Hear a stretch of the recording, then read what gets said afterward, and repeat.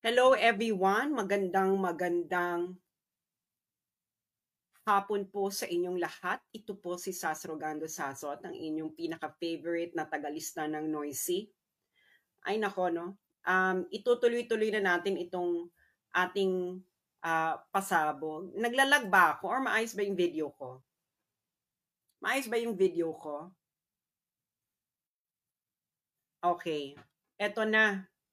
Nagkabale-balentong na, nagkabulbul na ang script ng palasyo. Hindi nila kinaya ang ating pasabog sa Article 59 ng ICC arrest proceedings. Kung ano-ano nang pinagsasabi nila. Kung ano-ano nang pinagsasabi nila. Pero bagong lahat, pakishare muna ito para malaman ng sambayan ng Pilipino, lalo na sa inyong mga kaibigang sundalo, pulis. Huwag na kayong umasa sa mga politiko. Wala na yan. Mga sundalo at pulis, i-share nyo ito at nang malaman nila kung papaano nila dinodorobo ang taong bayan, pati na ang mga pulis at sundalo. I cannot believe what this government is willing to do in order to make Filipinos stupid.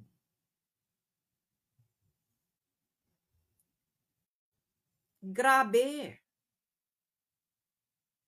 So paki-share muna, i-share nyo muna ito nang malaman ng maraming tao. Okay. Etong naalala nyo, nag-discuss ako ng Article 59 noon. Marami na nakapanood noon. Ano na siya at this moment is mga nasa 1.4 million na. Okay, nasa 1.4 million na. Since yesterday. 1.4 million. At dadami pa because I am correct. At bakit ako correct? Because ito na mga pinagsasabi ng Malacanang. Hindi na nila alam kung anong sasabihin nila. Kayong mga sundalo at mga pulis na nunumpa na poproteksyonan ang konstitusyon, sana makinig kayo at sa kaibuturan ng konsensya ninyo, tingnan ninyo kung ang ginawa ng kasamahan ninyo ay tama. Or kung hindi pa kayo niloloko ng gobyernong ito. Mahiya kayo sa mga bayani ng Pilipino na binuwis ang buhay nila laban sa mga mananakop na dayuhan. And what did you do to a Filipino? Your former commander-in-chief, a president, highest approval rating. Isinorender ninyo sa isang foreign power. For what? Pakikita nyo kung kaano kayo ginanya ng mga utak ninyo. Anong klase yan? Nag-iisip pa ba kayo? Or totoo ang sinasabi nila ng average IQ ng mga Pilipino ay 81? Okay. Una, itong si Claire Castrong hitad. Claire, sabi mo, pagdating ni Duterte sa Netherlands, haharap siya sa Dutch court, sa korte ng local court ng Netherlands. At yung local court na yon ang magdetermina kung ang pag-aresto kay Duterte sa Pilipinas ay tama. Yung mga nakikinig ngayon dito, kayo GMA News puta. Ganon ang nangyari? Nakita ninyo? Kita nyo? Oh. Yan ba? Tama ba yung sinabi ni Claire Castro? Ginagago na kayo ng harap-harapan, nagpapagago kayo, ipopost nyo pa ng ganyan. Anong klase yung GMA News? Walang kinikilingan, pawang katotohanan lamang. Matagal na kayong wala doon. Isa na lamang kayong beach baby ni Marcos. i-discuss ko kung bakit sinasabi to ni Claire Castro, ha. Okay. I-discuss ko. Anong sumunod na katangahan nila? Ito na. I-share nyo ito nang malaman kung gaano kayo ginagago.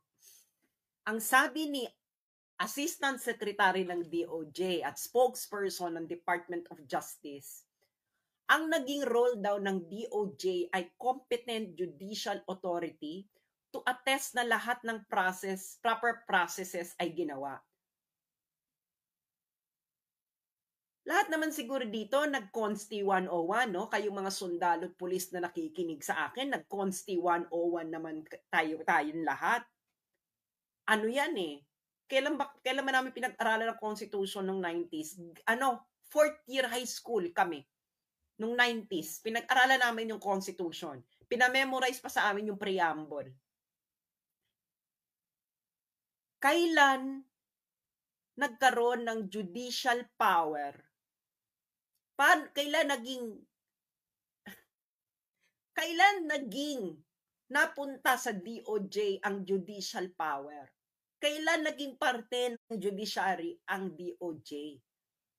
Alam ng lahat na ang DOJ ay under executive department.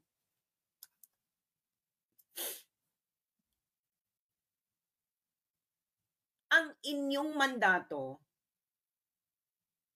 ay administrative. Nasa executive kayo. Hindi kayo competent judicial authority. Ang competent judicial authority ay ang nag-i-interpret ng batas.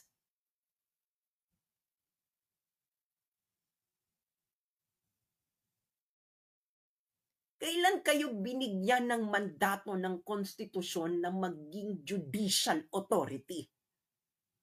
Gwapo ka lang, Miko Clavano, pero punyeta, wag ka na sanang magkaanak. Paano to napakapasan ng pagiging abogado? Itanong nyo nga, what kind of bar exam did this attorney took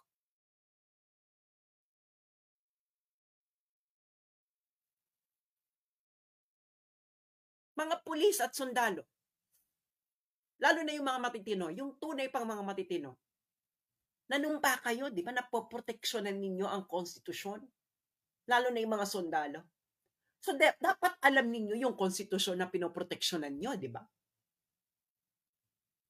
Pag napakita nyo sa akin, kahit sino sa inyo, okay, na ang DOJ ay may judicial power ayon sa konstitusyon, i-court martial nyo ako mga sundalo, pauwiin nyo at i-firing squad nyo ako.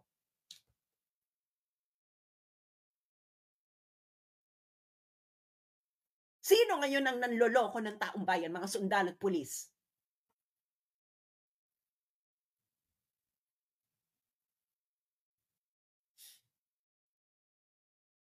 Sige nga, sagutin nyo. Sino? Sino? Yung mga sundalo at pulis, sabihin nyo sa mga anak ninyo, sa mga nanay at tatay ninyo, sino ang nanloloko ng taong bayan ngayon? Pumunta kayo sa libingan na mga kasamahan ninyong nasawi ang buhay sa pakikipaglaban sa mga terorista. Sabihin nyo sa mga labi nila kung sino ngayon ang nanloloko ng taong bayan. Sumunta kayo sa harapan ng monumento ni Rizal, ni Bonifacio. Sabihin nyo kay Rizal at Bonifacio, sino ngayon ang nanloloko ng taong bayan? Sabihin ninyo yan. Tanungin ninyo. Tumingin kayo ng diretso sa harapan ng mata ng mga anak ninyo. Sabihin ninyo sa mga anak ninyo kung sinong nanloloko ng taong bayan. At ano ang naging partisipasyon ninyo sa panlulokong yan ng taong bayan?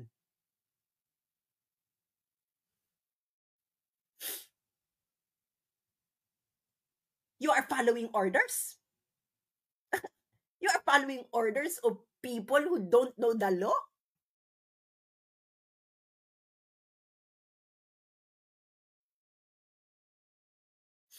Okay, bakit nila sinasabi yan? Sinabi ko na sa inyo, di ba? Dahil kasi yan dito sa aking naging video. Okay? Papakita ko sa inyo yung video. Sa aking naging video, a day ago. Okay? A day ago.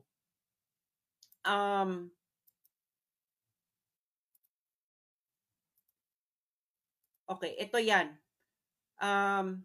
So makikita nyo, a day ago, sabi ko kasi, Philippine arrest of Duterte violated ICC's arrest proceedings. Okay? 1.5 million na ang viewers. A day ago lang ito. So, ibig sabihin, marami talaga itong nanonood because I am correct. 100% correct. Bakit? Nagkakaiba-iba, nagkabulbuhula sila ng script. Bakit? Ito kasi yan, mga friends. Okay? Sa ICC, merong arrest proceedings kung paano ka mag-aaresto. Okay. Ilang beses ko na itong dinidiscuss, pero para tumatak sa utak ng mga Pilipino, lalo na may pag-asa pa. Sana may pag-asa pa. Unang step, arrest. May request to surrender or request for provisional arrest, anything, provisional arrest, or surrender. Gagawin mo kung makikipag-cooperate ka sa ICC. Definitely, yung gobyerno ni Marcos nakipag-cooperate. And in effect nila yung arrest eh. Step 2. Ano ang step 2? Ang step 2, babasahin ko muna yung eksaktong English. A person arrested shall be brought promptly before the competent judicial authority in the custodial state which shall determine, in accordance with the law of that state, that the warrant applies to that person, the person has been arrested in accordance with the proper process, and the person's rights have been respected. Sa Tagalog, ang isang inaaresto, pagkatapos siya mismong arestuhin, dapat siya ay ihaharap yung inaresto sa harapan ng competent judicial authority ng Pilipinas. Yun ang custodial state eh. At yung competent judicial authority na yon ang magdidetermina in accordance with the law of that state, in accordance sa batas ng Pilipinas, na ang warrant ay nag-a-apply dun sa inaresto dito kay Duterte, na ang proseso ng pag-aresto ay tama at ang karapatan ng inaresto ay nirespeto. Mga abogado at din, alam ninyo ang statutory construction ng Article 59.2. Ikaw spokesperson kang DOJ ka, nakapasa ka ba ng statutory construction sa kung saan ka mang law school nag-aral? Shall, ibig sabihin dapat sa harapan ng competent judicial authority. Sino ang competent judicial authority ayon sa konstitusyon ng Pilipinas? Magsalita kayo mga sundalo at pulis. DOJ ba?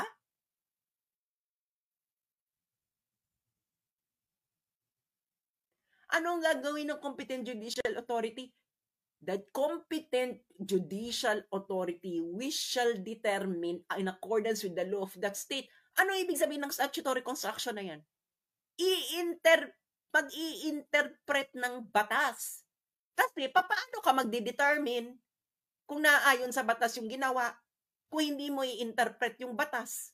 Sino ang may power under the Constitution of the Philippines to interpret the fucking law? Kailan pa na ang DOJ na under ng executive department ay nagkaroon ng power to interpret the law, to assess whether the rights of the person arrested has been respected? This is not the function of the executive, but by the judiciary. Kayong mga sundalo at pulis na nanumpa sa watawat ng Pilipinas, na poproteksyonan ninyo ang konstitusyon. Alam ninyo ang sinasabi ko. Dahil hindi nyo poproteksyonan ang isang bagay na hindi ninyo alam ang ibig sabihin. Kayong mga sundalo na nangako na poproteksyonan ang konstitusyon hanggang sa huling kamatayan. Ito ba ang konstitusyon? Ang interpretasyon ng konstitusyon na iaalay ninyo ang inyong buhay? Tumingin kayo ngayon sa mga mata ng inyong mga anak. Sabihin nyo sa mga anak ninyo, ganito, kung kaya ninyo, anak, ang DOJ, ang Competent Judicial Authority sa Pilipinas na ayon sa konstitusyon na aking poproteksyonan hanggang sa aking kamatayan. Kaya nyo? Sa mata ng nanay at tatay nyo. Harapan ng monumento ni Rizal, ni Aguinaldo, ni Bonifacio. Kaya nyo? Kung hindi nyo kaya, alam nyo, naglolokohan lang tayo dito. At kung naglolokohan lang tayo dito, ano to? Magtatahimigan? Dahil ano?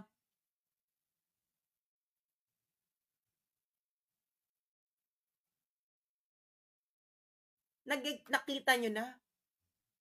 Nakita nyo na kung ano ngayon ang kanilang, hindi na nila alam kung papaano sila lulusot. Ang ginawa na lang nito ni ASEC Miko Clavano ng DOJ, nag-claim na lang sila na sila yung Competent Judicial Authority na tinutukoy. Bakit mo sinasabi yun ngayon, Miko Clavano? Pero kahapon, ang sabi ni Claire Castro, hindi ang korte ang local court sa Netherlands ang Competent Judicial Authority. Sabi ni Claire Castro, no March 12, ang Competent Judicial Authority ay yung local court. Kasi kaya siya yung Competent Judicial Authority kasi yung korte daw sa Netherlands ang magdidetermina kung ang arrest ay proper.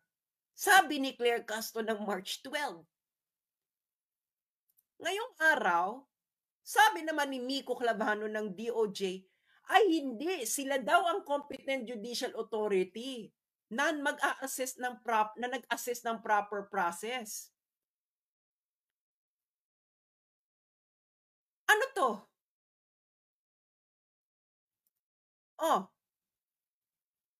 Claire Castro, Dutch court ang mag-a-assess ng arrest proper. Si Miko Clavano nag-claim hindi, sila daw ang nag-assess ng may proper process. Sino ba talaga? May mag-a-assess pa lang or na-assess nyo? Of course, paano kayo mag-a-access? Hindi kayo ang Competent Judicial Authority na tinutukoy sa Article 59 ng arrest proceedings ng ICC. It is a real court.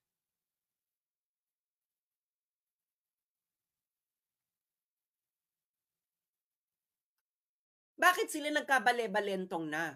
Okay. Pinakita ko sa inyo, di ba, yung batas. Okay, hihimayin natin ang batas. Yung pula dyan, yan yung steps ng naaayon sa batas. Step, ano lang to? 1, 2, 3, 4. Marami pa yan. Okay? Pinakadulong step is surrender. Okay. Okay, unang step, Article 59.1, arrest the accused. Check. Inaresto si Digong. Check. Ayaw man natin gusto man natin o hindi, tama yon. Naayon sa batas yon. Anong sunod na step? Article 59.2.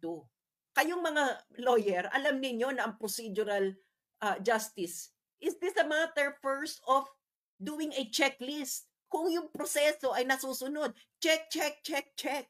That is the first cut of understanding whether procedural justice has been done. And saka ka magpapalalim yung substantive. Hindi ba? Oh, check. Arrest the accused. Check. Next step, Article 59.2. Iharap ang akusado sa competent judicial authority ng custodial state. Iharap mo sa korte. Saan nyo dinala? Sa Villamor Air Base.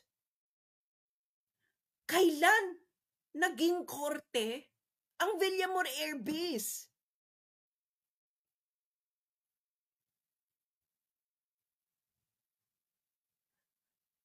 Isipin nyo nga, kailan naging korte ang Villamor Air Base? Kayong mga sundalo, tumingin kayo sa mga mata ng mga anak ninyo. Kung kaya nyo, sabihin nyo sa kanila, anak, ang Villamor Air Base ang venue ng competent judicial authority. Kaya nyo? Kaya nyo gawin? Kung hindi nyo kayang gawin, naggagaguhan na, di ba? Next step, hinarap mo yung akusado. Next step, Article 59.2. Ang competent judicial authority susuriin ang warrant, process, at kung nirespeto ba ang karapatan ng accused. Hindi mo na nga hinarap sa judicial authority. Hindi mo hinarap sa korte. Hindi mo pinresenta sa korte. So, paano mo gagawin yan? Anong ginawa nila? Isinakay sa aeroplano. Ang ending, umalis ng aeroplano. Pero hindi yun. Pagkatapos mong iharap, pagkatapos suriin, ang akusado habang nasa harapan ng korte ay hihiling ng interim release sa competent judicial authority. Hiling siya ng kasama niya sa karapatan niya ng akusado. Sa Pilipinas pa lang.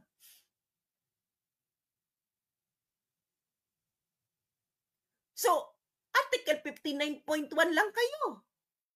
Inaresto nyo at inilipad. Ito ng mga sundalo na nandun at pulis, akala nila tama ang proseso.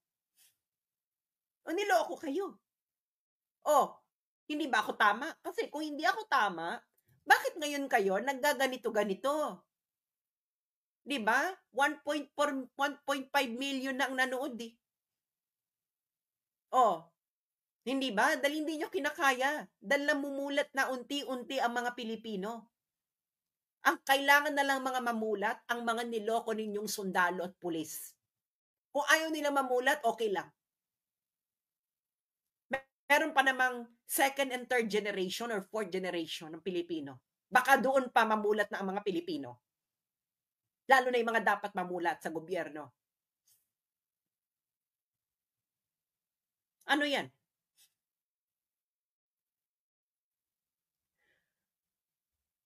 Sinasabi mo ikaw ang competent judicial authority. Hindi po kami engot. Hindi lahat ng Pilipino ay kapos sa pag-aaral. Okay? Ano ang competent judicial authority? Kailangan natin magbigay ng example, no? Para matahimik itong mga to. Okay? Ano ang example ng competent judicial authority? Papakita ko sa inyo, ha? Article 59 process yan, di ba? Okay. So this is part of Article 59 process. Okay. Kasi pag hinarap mo sa korte at humiling yung akusado ng interim release, yung korte makikipag-ugnayan sa ICC, okay? Pagtatanungan sila, okay? Mag-aas ng opinion yung korte sa ICC. Kaya ito, makikita mo dyan, recommendations to, hindi ko na babanggitin yung French name, pero it's the Brussels Court of Appeal pursuant to Article 59 of the Rome Statute. Sino dito yung involved? Si Bemba. Okay? I think ng Central African Republic. Si Bemba, si Jean-Pierre Bemba Gombo. Si Gombo kasi hinuli yan sa Belgium habang may warrant, may pending warrant of arrest ang ICC. Okay. So, anong ginawa ng Belgium? Hinarap, of course, sa competent judicial authority. At ang next step nun, si Bemba ay humiling ng interim release sa korte ng Belgium. Yung korte ng Belgium, parte ng procedure ng Article 59 ay nakipag-communicate sa ICC. Okay? Kaya nga yan, ito na yung decision ng ICC. Hindi to decision ng ICC. This is just their opinion about the interim release request. Okay. Ito ang procedure. Ngayon, kung ikaw DOJ, magki-claim ka na ikaw yung competent judicial authority na sinasabi dyan sa Article 59, bakit dito sa Belgium, hindi ang Ministry of Justice nila ang nagki-claim na sila ang competent judicial authority? Alam mo, may sagot ako dyan kung bakit. Dahil ang Belgium, mas mataas ang average IQ. Una. At ikalawa, less corrupt sila kaysa sa inyo. Ikatlo, maganda ang reading comprehension nila. At siguro, yung pag-aaral nila sa law school, yung statutory construction doon, higit na mas mahusay ang pagtuturo kaysa sa law school na kung saan itong Miko Clavano na ito, na spokesperson ng DOJ, ay nag-aral. Saan ba ito nag-aral na law school? Yung mga retired judges na nakikinig sa akin, mananahimik na lang kayo. This is usurpation of power. Hindi ba? Bakit mo ni-usurp ang judicial power sa institusyon na inatasan na may judicial power ng Constitution? This is an admission of usurpation of authority.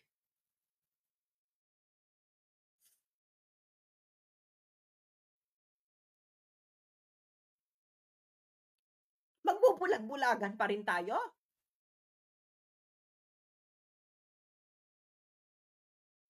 Magbubulag-bulagan pa rin tayo dito? Mga sundalo at pulis, kayo na lang ang ganyan ng mata,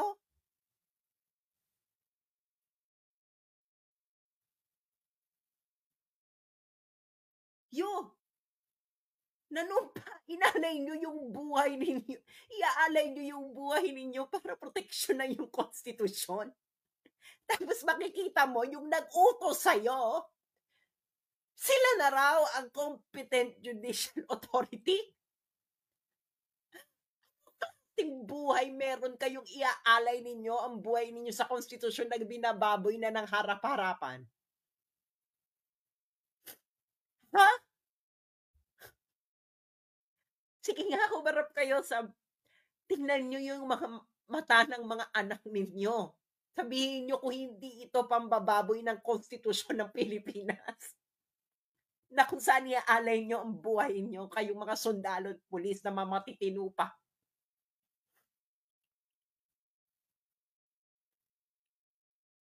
Ha?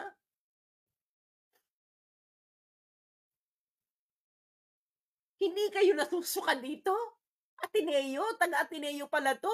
Ganito pala ang turo sa Ateneo. Ang DOJ na ang competent judicial authority, nakakahiya kayong Ateneo kung ito ang tinuturo ninyo sa mga estudyante ninyo.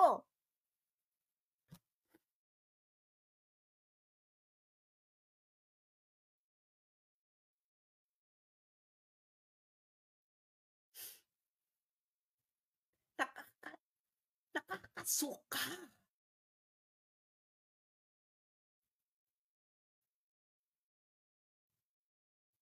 Okay. Na-publish na yung secret warrant. Okay? Okay. So, i-discuss muna natin yung secret warrant, no?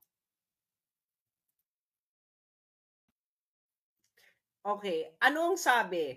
Pinagsasabi sa atin. 6,000, 5,000, 10,000, 20,000, 30,000. Ganyan, di ba?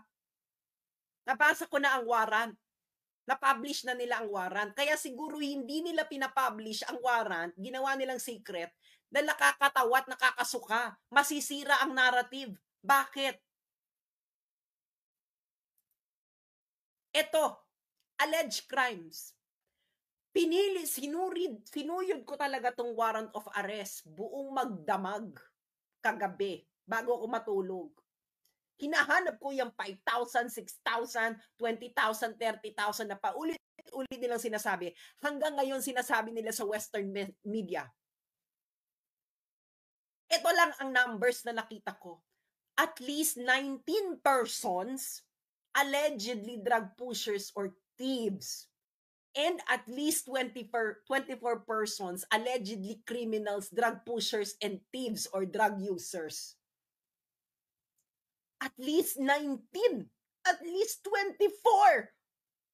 So, at least 43. Grade 3, grade. Kailan tayo nag-fraction, ratio and proportion? Grade 3. At least 43. Ang ipinadadayukdok sa mga tao, buong mundo, at least 6,000 or at least 20,000, at least 30,000. Siguro naman marunong tayo mag-basic math.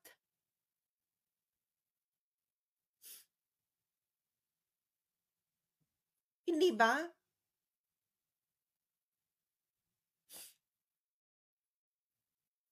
Ano to? At ayan ang alleged crime. Okay? Ito pa. Ano ang kasalanan? Hindi pa mastermind. Indirect co-perpetrator. Puta, hindi man lang co-perpetrator or mastermind. Indirect pa nga. Sino yung mastermind? Sino yung major perpetrator? Yung indirect? Ano yun? At yung inaakusa nyo pa, at least 19, at take note ha, ang period nito ay 2011 to 2019, 8 years. Sa 8 years na yon, kailangan tayong magsabi na ito ay crimes against humanity dahil may at least 19 persons na drug pushers at thieves or at least 24 na drug pushers at thieves na nategi. Wow! Pero, anong binabalita nila? 6,000, 20,000, 30,000, hindi siya ang may kagagawan. Hindi na nakalagay sa warrant. Granting na tama atong warrant of, kung granting na, assuming for the sake of argument na, okay, ano ko, sige, usigin mo. Nasaan yung 6,000 mo? This is propaganda.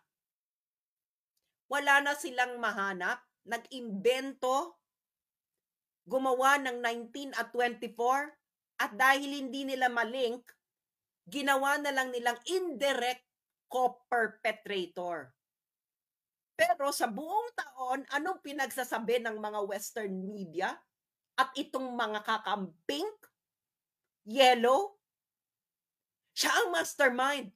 Bakit ang warrant of arrest mo, indirect co-perpetrator?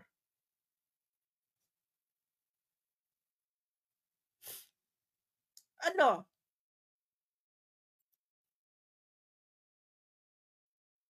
Hindi kayo nasusuka. Ito pa, papakita po sa inyo.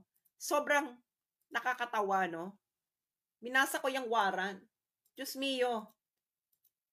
This is an international institution. Ipapaalala ko lang sa inyo. International institution funded by so many states na sila na yung parang pinakabonggang institusyon sa buong mundo dahil international. Tingnan niyo itong paragraph 17. Okay? First sentence. When Mr. Duterte first became the mayor of Davao City in 1998, he established the Lambada Boys, which acted as a death squad composed of police officers and non-police hitmen with a mission to kill criminals. In the early 1990s, the Lambada Boys were renamed Davao Death Squad. Wait a minute. Wala bang pera ito na mag-proofread? Sabihin nyo nga sa akin, ganito kakaslapi? International, ganito kakaslapi? Sabi mo, binuo ang Lambada Boys ng 1998, nung unang naging mayor ng Davao City, si Duterte. Tapos, ang next sentence mo, early 90s, Lambada Boys were renamed Davao Death Squad. 1998, binuo yung Lambada Boys according to your warrant. Pero early 1990s, ni-rename na Davao Death Squad. Siguro naman, hindi naman tayo tanga ng 1998 ay hindi early 90s. Patapos na nga ang 90s ng 1998 eh. Ano? Kayo mga pulis, mga sundalo, hindi ito gagawan? How can you be this sloppy? You are an international institution, funded not just by one state, okay, but by an assembly of states. Yung mga nandyan pa sa ICC, ha, mga nagtapos pa yan ng napakagandang universidad sa buong mundo. Kung ito pa lang ay hindi mo makita, mga lawyers, no? Alam to ng mga lawyers. Ang mga lawyers talaga yan, matindi talaga yung magbusisi, sentence by sentence. Pero ganito kakaslappy. First sentence pa lang, in 1998, he established Lambada Boys. Next sentence mo, in the early 1990s, the Lambada Boys were renamed Davao Death Squad. Wala kang proofreader? Wala kang editor? Ano to, madalian? Ano to, parang finish or not finish, pass your paper? Na essay? Ano, naglolokohan na tayo? Ha? Tingnan mo naman. Last sentence. This agreement had the aim of addressing the growing criminality by killing criminals in a covert and secret manner without sticking to the basic law enforcement or investigation. Ang huling clause, which had allegedly proven ineffective in eliminating or reducing the crimes. Tatagalugin ko, ibig sabihin yan. Yung mga lawyers natatawa na siguro dito. Ibig mong sabihin, alleged lang na yung ginawa na pag-eliminate ng criminals ay ineffective. So ano pala yung totoo? So possibly, ang totoo, effective. Nagigets yun na how sloppy this is? Ha? You surrender. Kayong mga sundalo at pulis, you surrender your former commander-in-chief, the most beloved Philippine president in recent memory, highest trust rating, highest approval rating, to be tried by a foreign power? Who is this sloppy? In writing a warrant of arrest? Eh baka totoo ang chismis na ang mga Pilipino, ang average IQ ay 81.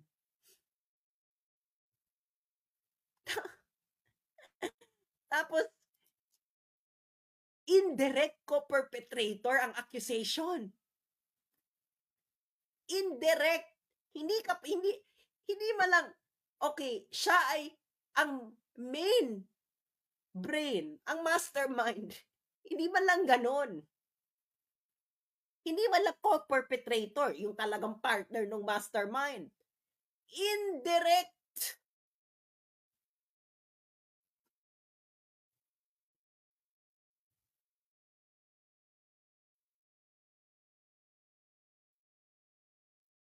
Ano to? Tapos, ang alleged crime, at least 19 and at least 24?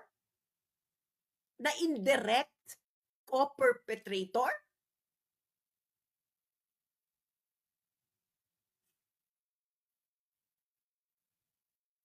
At ang period niya yan, 8 years na yan. 8 years, 2011 to 2019. Mas marami pang napatay dyan si Ampatu, mas marami pa dyan yung dun sa Ampatuan Massacre. Kinaya naman ng korte natin. Isang araw lang yun, Ampatuan Massacre. Ito 8 years.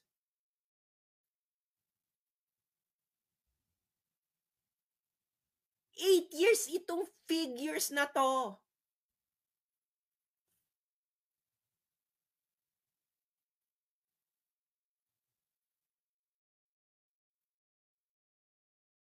Ano?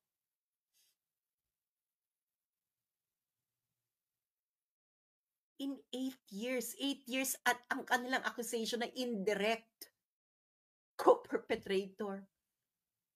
At least 19 persons and at least 24 persons sa 8 years na yun from 2011 to 2019 na nakalagay dyan na period ng coverage nila.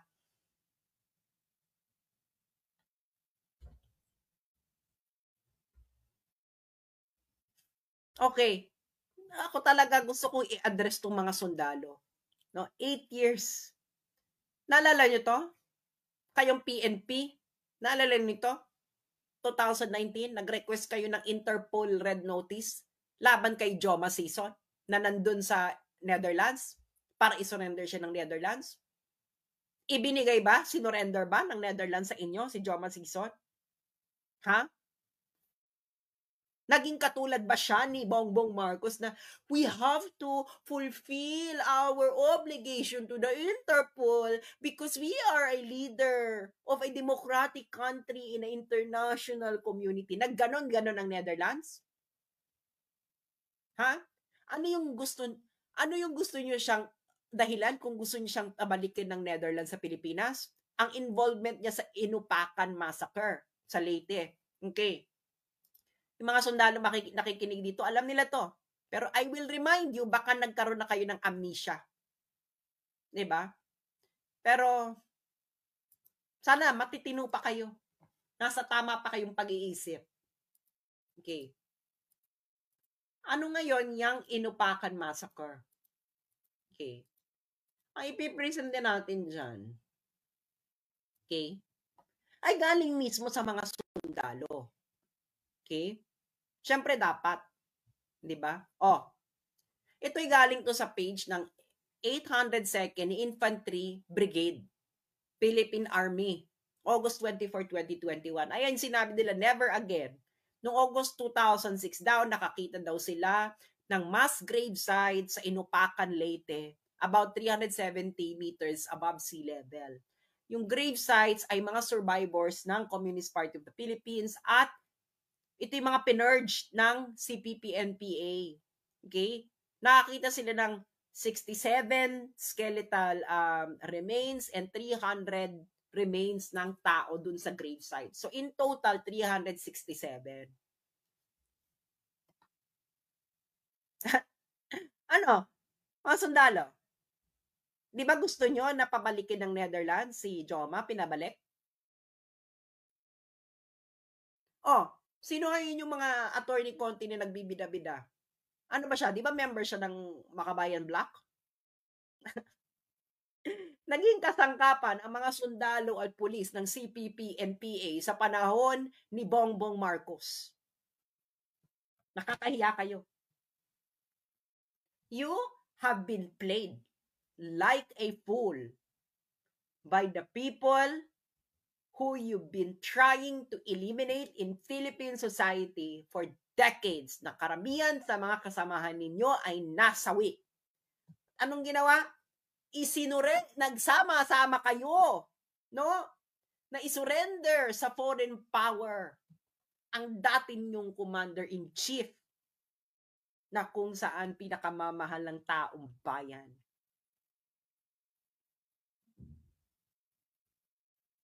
How are you going to justify this in history? Siguro ngayon pwede nyo ma-justify na you're just following orders.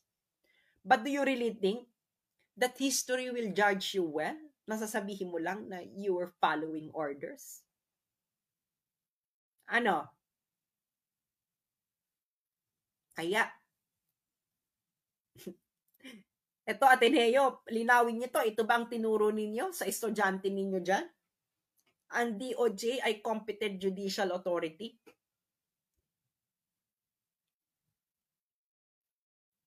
Iyan na yon. Kakahiya. Kung hindi pa kayo mamulat, masasabi ko na lang, may second, third, and fourth, and fifth generation pa naman ng mga Pilipino na baka sakasakali sila ang mamulat. Pero iisa lang sasabihin ko sa inyo ngayon. Sa susunod na mga henerasyon na iyon, ano sa tingin ninyo ang sasabihin nila pag makita nila ang pinaggagawa ninyo? Ang sasabihin ba nila ay magpapasalamat ba sila dahil ang kanilang mga ninuno ay hindi natutulog sa panahon na yon? Or gusto ninyong sabihin ng susunod na henerasyon ng mga Pilipino ay salamat, ang aking mga ninuno ay mulat. Ano? Ito ng ito talaga. Ito talaga. Kayong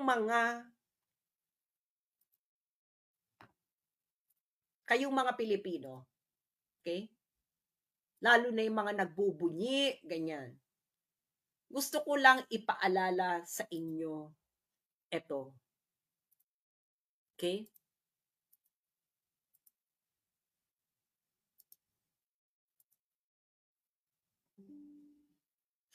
Yan. Naalala niyo si Tony Blair. So, dati siyang British Prime Minister.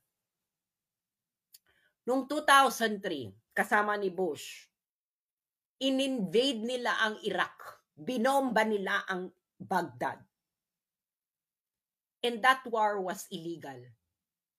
Maraming nasawi. And take note, hindi sila tumutugis ng adik, ng kriminal. Sila ay they are just really killing Iraqis, innocent Iraqis. Ang kailangan lang naman nila si Saddam Hussein. In 8 years, ang namatay sa Iraq ay at least 300,000. Itong si Tony Blair, okay? War crime yun eh. Illegal yun eh.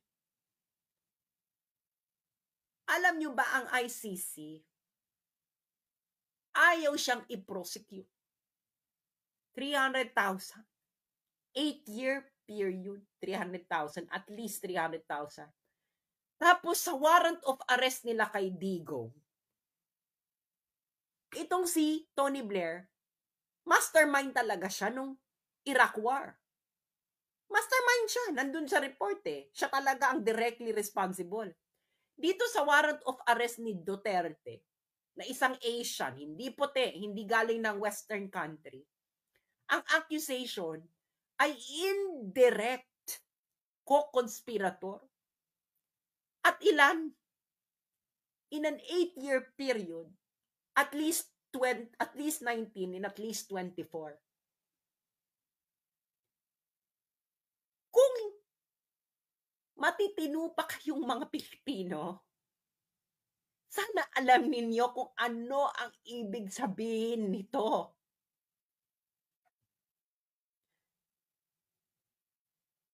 Kung hindi nyo alam ang ibig sabihin nito, mahiya kayo sa pagiging Pilipino ninyo at sa pinaglaban ng mga bayaning namatay sa pakikipaglaban sa mga dayuhan.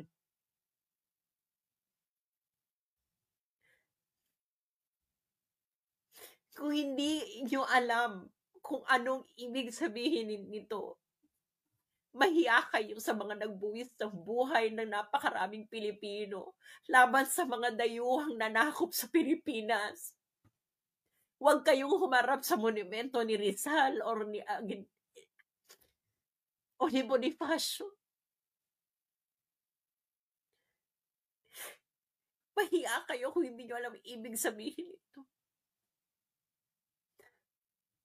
Kayong mga sundalo at mga pulis, mahiya kayo sa ginawa ninyo. Mahiya kayo sa mga ninuno nating nagbuwis ng buhay nila sa pakikipaglaban sa mga dayuhan. Nakikita ninyo ang diferensya? Yung puti, pumatay, 300,000, mastermind siya ng invasion of Iraq. Hindi man lang kriminal yung mga nandun. Ayaw i-prosecute ng ICC. Yung presidente ninyo, ang tinutugis ay kriminal, adik, drug pusher. Ang akusasyon, indirect co-conspirator, at least 19 and at least 24. Yung isa at least 300,000, ayaw mo i-prosecute. Kung hindi nyo alam ang ibig sabihin dito, mahiya kayo sa pagiging Pilipino ninyo. Dahil hindi nyo alam kung anong nangyayari sa mundo at kung anong ginagawa sa inyo ng mga dayuhan. Bilang Asyano at bilang Pilipino. Nagbubunyi ngayon ng ICC dahil meron silang First Asian. Ano? First Asian, nagbubunyi ka? Pero yung Tony Blair, at least 300,000, hindi ito tumutugis ng kriminal, ha? Binomba nila ang Iraq. Illegal yung gera na yun. Maya kayo sa inyong pagiging Pilipino. Kung sa tingin ninyo, ito ang itsura ng katarungan. Mahiya kayo.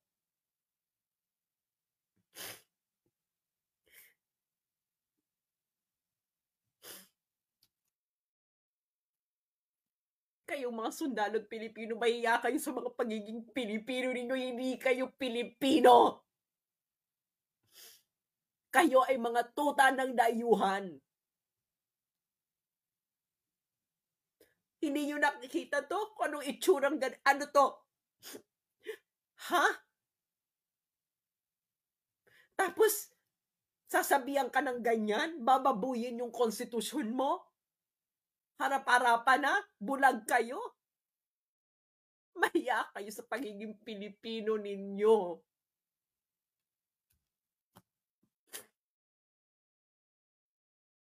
Sige nga, ipaliwanag nyo nga yan.